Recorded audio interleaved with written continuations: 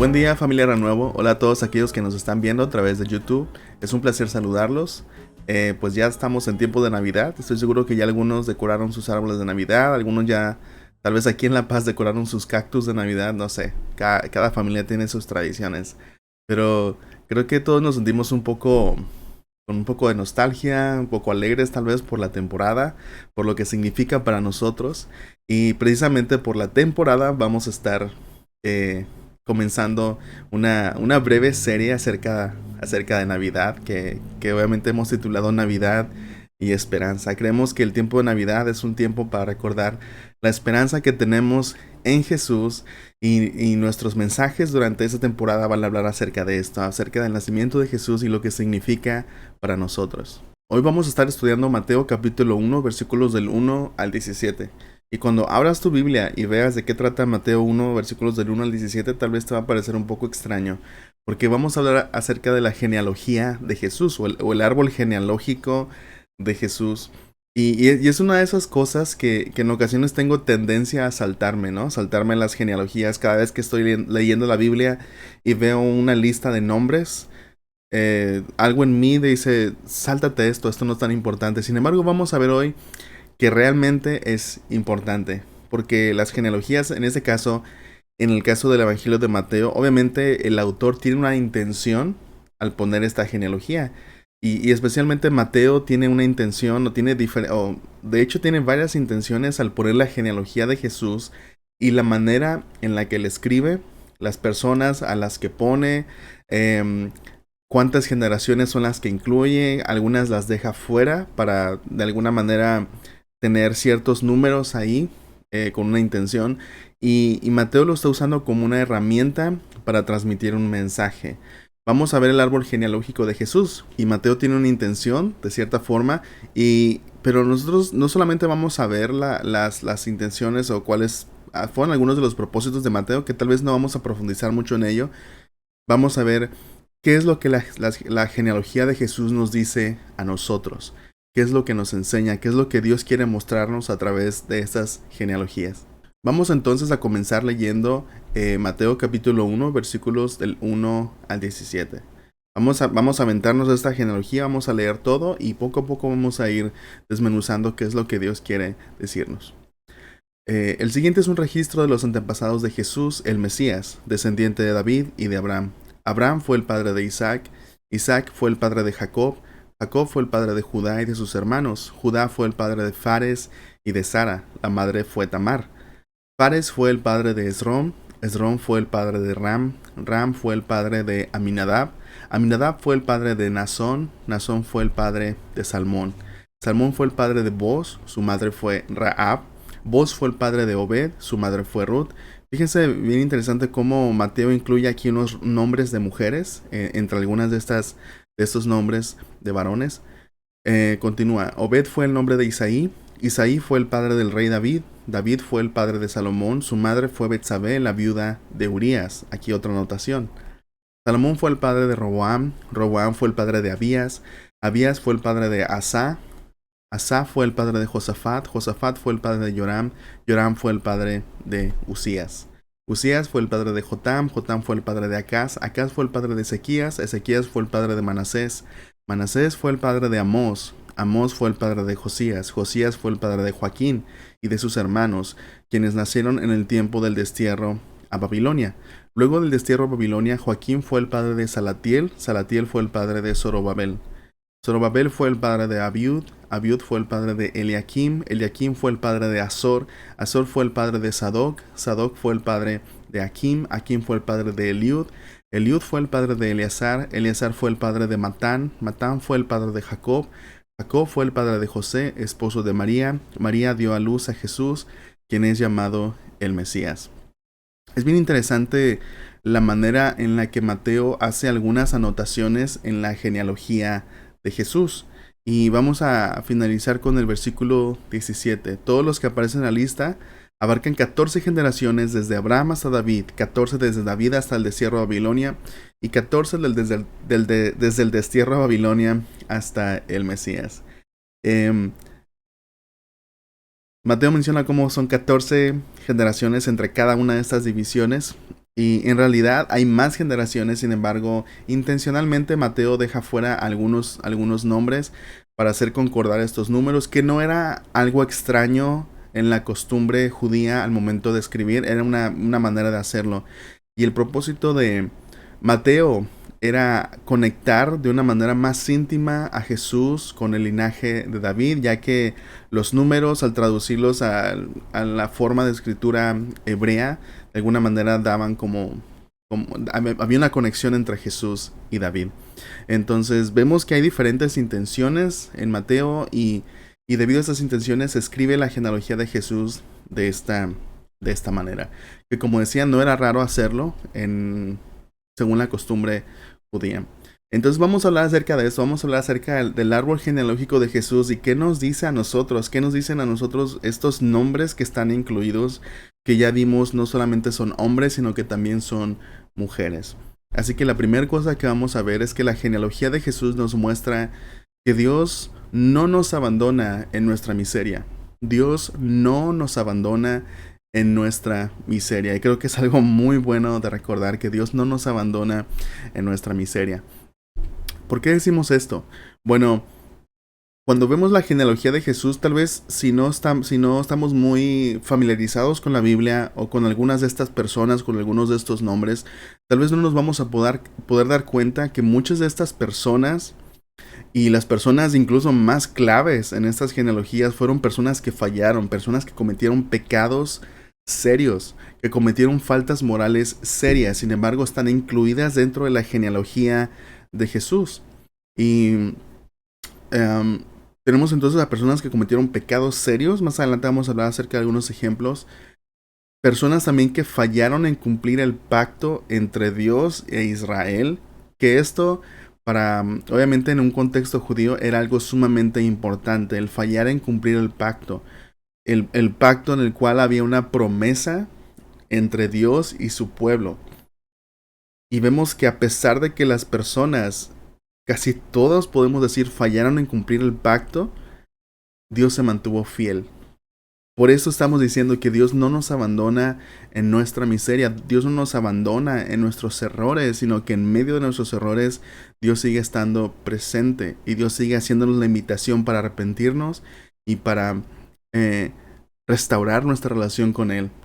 Vemos entonces en la genealogía de Jesús, en este árbol genealógico de Jesús, que podríamos pensar, bueno, si Dios envía a su Hijo, o si los autores bíblicos quisieran como darle más autenticidad a Jesús como el Mesías, tal vez esperaríamos que la línea genealógica de Jesús fuera una línea más limpia, por así decirlo, que no tuviera nombres de personas que incurrieron en pecados sumamente graves. Sin embargo, no es así, porque nos muestra que Dios no nos abandona en nuestra miseria, sino que en medio del pecado abunda la gracia. Jesús viene a nacer en medio de personas pecadoras, y Jesús viene a morir por nuestros pecados. Jesús viene a cumplir el pacto de Dios. A pesar de que las personas mencionadas no cumplieron el pacto, Jesús viene a cumplir perfectamente el pacto, perfectamente la ley. Y Jesús viene a limpiar la mancha del pecado sobre la historia, sobre cada persona. En Romanos 5, 19 al 20 leemos: por uno solo que desobedeció a Dios, muchos pasaron a ser pecadores. Está hablando de Adán. Pero por uno solo que obedeció, hablando de Jesús, a Dios, muchos serán declarados justos. La ley de Dios fue entregada para que toda la gente se diera cuenta que la magnitud de su pecado. Pero mientras más pecaba la gente, más abundaba la maravillosa gracia de Dios. Una vez más, Dios no nos abandona en nuestra miseria, sino que nos muestra su gracia. En medio de la oscuridad, Jesús viene a nacer como una luz de esperanza. En medio de la noche oscura, la estrella de Jesús se refleja y resplandece. Porque Dios no nos abandona en medio de la oscuridad, sino que envía a su Hijo Jesús a nacer en medio del pecado, en medio de la oscuridad, en medio de nuestra miseria, para poder transformar nuestras vidas. Ese es Jesús, ese es el Jesús del que estamos hablando.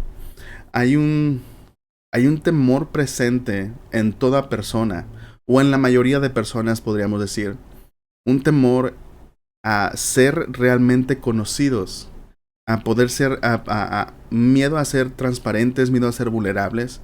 Y tal vez el temor viene de que tenemos miedo de que cuando otros vean lo peor de nosotros nos van a abandonar. Ya no vamos a ser amados, ya no vamos a ser queridos, sino que vamos a perder esas relaciones. Tenemos el temor de que si otros ven lo peor de nosotros, entonces nos van a abandonar, pero en Dios vemos algo totalmente diferente. Dios envía a su Hijo al mundo precisamente para personas como tú y personas como yo. Dios no nos abandona en nuestro punto más bajo, sino que Dios envía a su Hijo en medio de la oscuridad. Dios envía a Jesús como una luz de esperanza. Esa es la esperanza que encontramos aquellos que antes estábamos en pecado y que ahora encontramos a Jesús. Así que en esta Navidad recuerda que Dios no nos abandona en nuestros puntos más bajos. Dios no nos abandona en nuestra miseria, Dios no nos abandona en nuestro pecado, Dios no nos abandona en nuestros errores.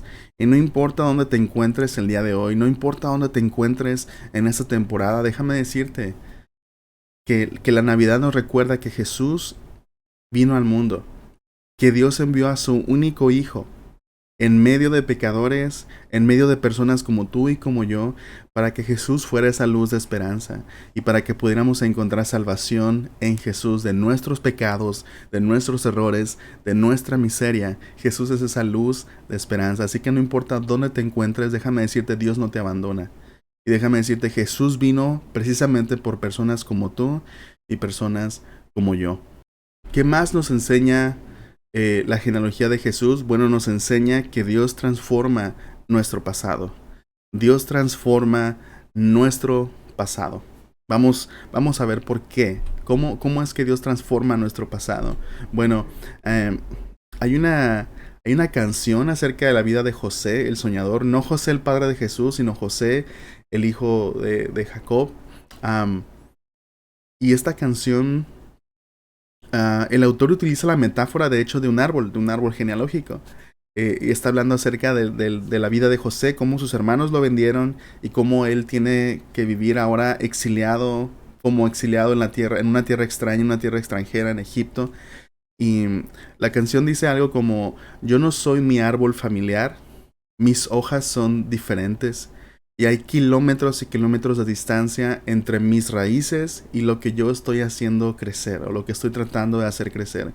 Y tal vez muchos podríamos sentirnos así, deseando tal vez escapar de los errores de nuestros antepasados, o tal vez de las heridas que nos causaron, o tratando de diferenciarnos o de producir un fruto diferente tal vez que el que vemos en nuestro árbol genealógico, tal vez porque vemos cómo el pecado tal vez ha afectado incluso en nuestra familia, en nuestros antepasados, y comenzamos a ver tal vez esos estragos en nuestras propias vidas y deseamos como tal vez un cambio, ¿no? O deseamos tal vez alguna separación o algo totalmente diferente, deseamos nuevas raíces, deseamos el, el tener algo diferente de donde anclarnos y que sea nuestro sustento. Y Dios nos transforma de esa manera. Es bien interesante porque Mateo, en la forma en la que él escribe esta genealogía, incluye a personas involucradas en pecados serios. Y por ejemplo, en el caso de David, que menciona, ¿no? David tuvo un hijo con Betsabé, y entre paréntesis, bueno, en la versión en español, ¿no? Entre paréntesis pone que era la viuda de Urías. Y obviamente en la mente judía esto iba a recordarles que cómo David asesinó a Urías para quedarse con su esposa, que era Betsabé, para quedarse con su mujer. Cuando leemos la historia, es una historia devastadora. Incluso podrían hacerse una serie, una película de esa historia. Y vemos el punto más bajo del rey David, que es una persona clave en la Biblia. Y vemos uno de sus puntos más bajos, cómo utiliza su poder para acostarse con Betsabé, cómo utiliza su poder para matar a quien era su esposo en ese momento a través de engañarlo. Y vemos estos puntos bajos en esas personas claves, y vemos estos pecados serios, de los cuales obviamente son pecados que Dios condenó. Vemos que también Mateo incluye a mujeres, incluye a 4 mujeres en la genealogía, que esto no era algo común en las genealogías judías. Incluye a una de ellas que es Rahab, que Rahab era una mujer prostituta cuando estaba en Jericó. También incluye a Salomón, que tuvo cientos de mujeres. Creo que oficialmente eran como 1000 mujeres las que tenía Salomón. Y se convirtió en un rey idólatra. Y sabemos que Dios también condenaba esto. Incluye a personas como Tamar y como Judá. En la historia, otra de las historias que también podrían convertirse en una buena serie de Netflix. Tamar se hizo pasar por prostituta. De hecho, Tamar era la nuera de Judá, que se casó con un hijo de él. Él murió y después, obviamente, según la ley judía o según la tradición, el hermano debía tomar el papel de su otro hermano y darle descendencia con la mujer que había quedado viuda. Y este otro hijo también muere. Y Judá se rehúsa en dejar que su tercer hijo se case con Tamar o cumpla este deber con Tamar. Y pasan una serie de cosas. El caso es que Tamar se hace pasar por prostituta. Judá, de hecho, se acuesta con ella, tienen relaciones, ella queda embarazada. El caso es que vemos estas historias y podríamos pensar cómo estas personas con estas historias, con estos pasados, pueden estar dentro de la genealogía de Jesús. Cómo Dios incluso pudo pensar en incluir a estas personas en esas historias. Es una de las cosas que podríamos preguntarnos. Y por eso es una de las cosas que Dios quiere mostrarnos a través de la genealogía de Jesús, que Dios puede transformar nuestro pasado. Tenemos que recordar o lo que podemos aprender de esto es que el pasado no tiene que definirnos. Una vez más, estamos hablando ahora acerca de Jesús. El pasado no tiene que definirnos. ¿Sí? Jesús no estaba definido por su pasado. Jesús iba a ser esa luz de esperanza. Jesús iba a ser aquel que iba a romper con este patrón. Jesús iba a ser aquel que iba a venir al mundo como hombre, pero sin pecado y sin cometer pecado. Y lo que nos dice eso es que el pasado no tiene que definirnos. Podemos dejar que Jesús redefina nuestro pasado. El pasado no tiene que definirnos, podemos dejar que Jesús redefina nuestro pasado. Esto no significa que vamos a ignorar, obviamente, lo que sucedió o lo que se cometió. No significa que vamos a menospreciarlo, no significa que vamos a darle como que menos gravedad o menos interés a las cosas que estas personas hicieron. Lo que significa es que, comprendiendo quién es Jesús y cómo Jesús vino de hecho a pagar el precio por el pecado. Jesús vino a pagar el precio por la culpa de esos pecados. Y ahora estas historias tienen una luz diferente. Porque aunque podríamos pensar cómo Dios dejó pasar esto, en Jesús, eso que aparentemente Dios dejó pasar, Jesús lo pagó con su muerte en la cruz. Jesús pagó ese precio, Jesús pagó esa culpa, Jesús pagó esto que se había perdonado, Jesús lo pagó. De esa forma Dios transforma nuestro pasado. De esa forma Dios transforma lo que hicimos. No significa que no lo hicimos, no significa que no fue grave, no significa que no afectó a otras personas, pero ahora en Jesús tiene un nuevo significado, o tiene una nueva luz. Esos pecados ahora están perdonados en Jesús. Y esas historias ahora tienen un nuevo desenlace en Jesús. Y de hecho, de una manera más particular en la genealogía, estas historias ahora tienen una nueva luz. Porque esas personas y esas mujeres que esas historias y estas mujeres y estos hombres que en algún punto fueron parte de esas historias que en su momento tal vez fueron trágicas y devastadoras, de alguna manera Dios las usó. Dios no desechó esas historias, Dios no desechó a esas personas, sino que a través de esas personas Dios trajo a cumplimiento su promesa, el nacimiento de Jesús. Podremos preguntarnos, ¿significa esto que Dios está aprobando esto? No, en ninguna manera, sino todo lo contrario. Dios está diciendo, a pesar de esto, en medio de esto, tiene que pasar algo para romper el poder del pecado. Tiene que pasar algo para que esto finalmente se rompa y termine. Y ese algo, o más bien esa persona, es Jesús. Jesús vino a nacer en medio del pecado en medio de personas pecadoras, en medio de un mundo lleno de pecado, en medio de un árbol genealógico manchado por el pecado, Jesús vino a nacer sin pecado y para terminar finalmente con el pecado. Y en Jesús nuestras historias tienen un nuevo significado, tienen un nuevo desenlace. Ahora somos perdonados y esas historias que antes eran historias de derrota, historias trágicas, en Jesús podemos verlas a través de nuevos ojos, con una nueva luz, como historias de redención, como historias de libertad, como historias donde Él es el héroe, como historias de personas pecadoras que fueron perdonadas, personas pecadoras que fueron traídas a la gracia de Dios. Y ahora lo que resalta en estas historias no es el pecado como lo final, sino la gracia de Dios como el desenlace, como lo que termina finalmente con el pecado y lo que termina finalmente con este patrón, con esta mancha. Y ahora cada uno de nosotros de cierta manera pasa a ser parte del árbol genealógico de Jesús, del árbol genealógico de Dios, porque somos adoptados en la familia de Dios.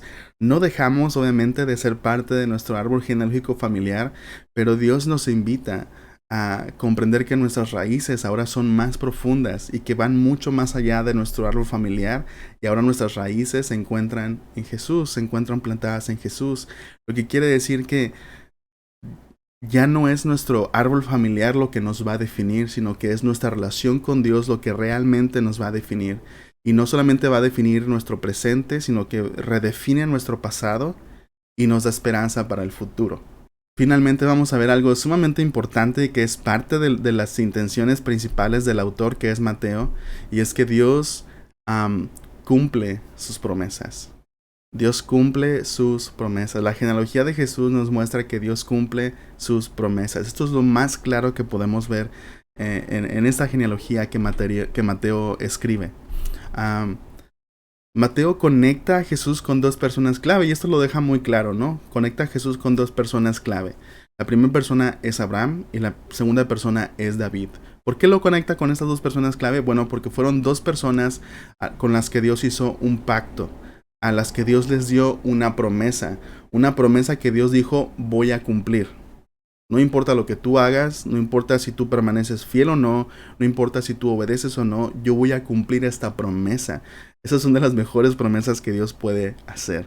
Esas promesas que Dios dice: voy a cumplir. No importa lo que hagas, no va a depender de ti, va a depender de mí. No va a depender de tu fidelidad, va a depender de mi fidelidad. Y estas son dos promesas que dependen completamente de la fidelidad de Dios. La primera promesa hecha a Abraham, que Dios le dijo a Abraham: en ti serán bendecidas todas las familias de la tierra.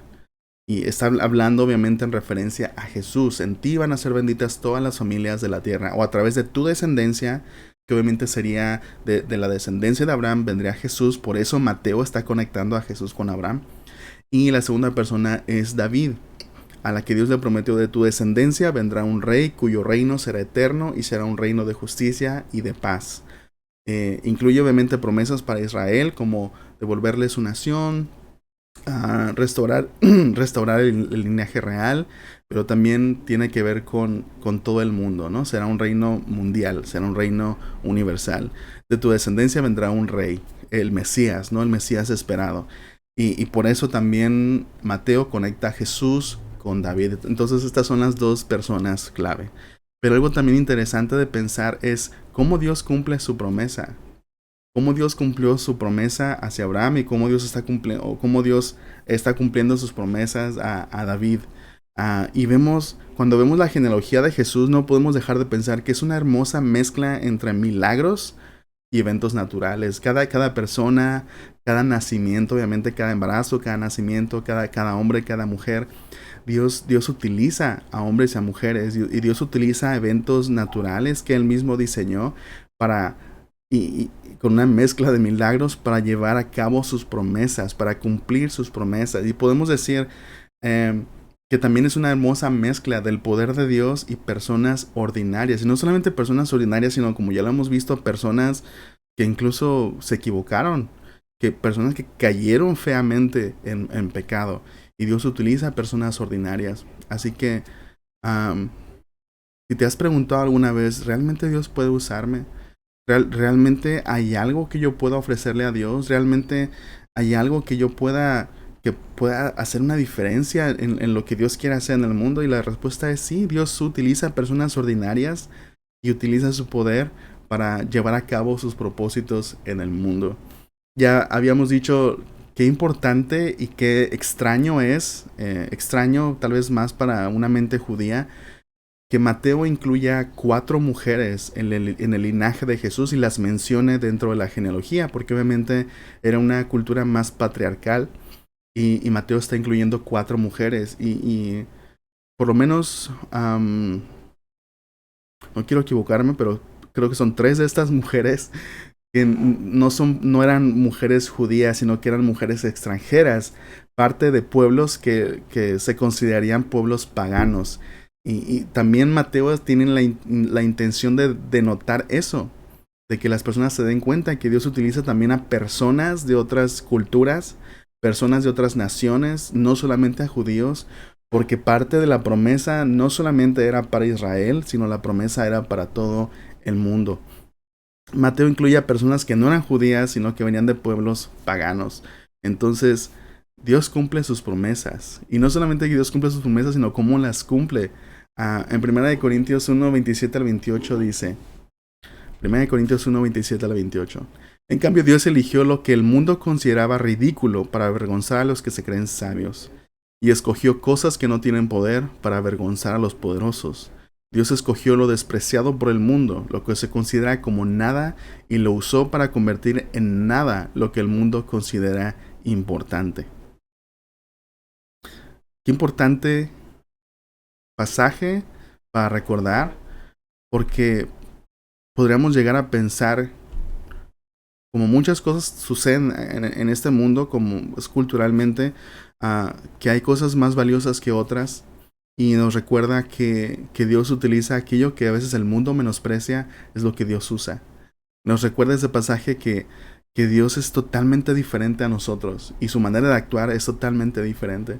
Dios cumple sus promesas. ¿Cómo las cumple? Muchas generaciones pasaron.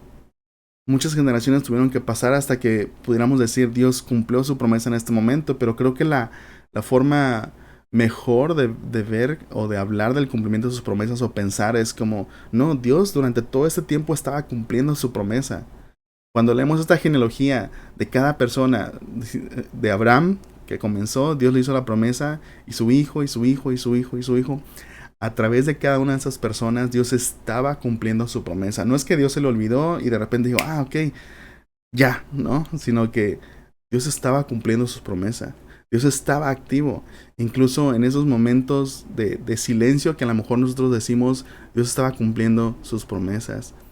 Así que es importante recordar, cuando sentimos que Dios está guardando silencio, poder recordar, no, Dios no solamente no está guardando silencio, sino que está cumpliendo sus promesas. No sé cómo lo está haciendo, pero como lo vemos en esa genealogía, cosas que podemos asumir es, ok, puedo asumir que Dios está utilizando eventos naturales y también milagros.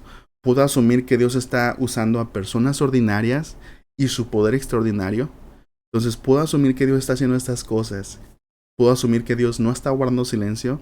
Dios está trabajando, Dios está activo, Dios está cumpliendo su promesa. Pero todavía no está completa hasta su momento ideal. Cuando Dios quiera, entonces va a cumplirse. Y vemos que todo es por gracia. Vemos que ninguna de estas personas, incluidas en la genealogía, ninguna de esas personas podríamos decir que fue completamente fiel. Podemos decir, ninguna de esas personas fue la razón por la cual Dios cumplió su promesa. Ninguna de esas personas fue lo que tal vez, ¿cómo decirlo? Como fue el detonante, por así decirlo, en el corazón de Dios, sino que fue simplemente porque Dios quiso. Fue simplemente por la gracia de Dios, fue por su misericordia, por su fidelidad. No fue por la fidelidad de ninguna de esas personas, aunque obviamente Dios espera nuestra fidelidad, nuestra confianza, nuestra obediencia. Pero finalmente podemos decir que el núcleo o la raíz de donde nace todo esto es el corazón de Dios. Es quién es Él y no quiénes somos nosotros. Juan 3:16 dice, pues Dios amó tanto al mundo que dio a su único Hijo, para que todo el que crea en Él no se pierda, sino que tenga vida eterna. Esa es la promesa hecha a Abraham. La bendición para todas las naciones, para todas las personas, sin importar raza, sin importar cultura, sin importar color de piel, sin importar lenguaje, es para todas las personas. En Jesús tenemos perdón de pecados. En Jesús tenemos perdón de nuestros pecados. En Jesús Dios muestra su amor para nosotros. Su amor en que no nos abandona en nuestra miseria ni en nuestros puntos más bajos. En Jesús Dios redefine nuestro pasado. A pesar de que hicimos esas cosas, de que éramos tales personas, en Jesús tenemos libertad, en Jesús tenemos transformación, en Jesús tenemos redención, en Jesús tenemos un nuevo desenlace para nuestra historia. Nuestra historia no tiene que terminar en tragedia, no tiene que terminar en pecado, no tiene que terminar en muerte, no tiene que terminar en destrucción. En Jesús nuestra historia puede terminar en redención. En Jesús tenemos esperanza para el futuro. Tenemos esperanza de que Dios está cumpliendo sus promesas, de que Dios no está en silencio, de que Dios no está flojeando, sino que de que Dios está activo cumpliendo sus promesas y que la cumple usando también a personas ordinarias como tú y como yo. Y que Dios de hecho quiere hacerlo y quiere alcanzar a más personas usándonos a ti y a mí. Personas ordinarias simplemente movidas por su poder extraordinario. Así que en esta Navidad recordemos eso. Hablemos con otros acerca de la genealogía de Jesús. Aprovechemos las oportunidades que tenemos para hablar con personas y para contarles acerca de esta maravillosa promesa y de esta maravillosa esperanza que tenemos en Jesús. Vamos a orar. Padre, muchas gracias por recordarnos quién eres tú. Recordarnos acerca de tu fidelidad. Recordarnos acerca de tu amor. Y recordarnos acerca de estas maravillosas promesas que se cumplen en Jesús. Y gracias por esta temporada de Navidad que nos recuerda a Jesús, que nos recuerda tu amor por nosotros al enviar a tu único Hijo. Y te pido por cada persona que aún no conoce a Jesús, que esta temporada pueda conocerlo. Te pido por cada creyente, por sus familias, que cada creyente pueda convertirse en un mensajero de esta esperanza y contarle a otros acerca de quién eres tú y de cómo enviaste a tu Hijo Jesús a morir por nuestros pecados. Te lo pido en el nombre de Jesús. Amén. Dios los bendiga mucho, hermanos, y nos vemos en la próxima.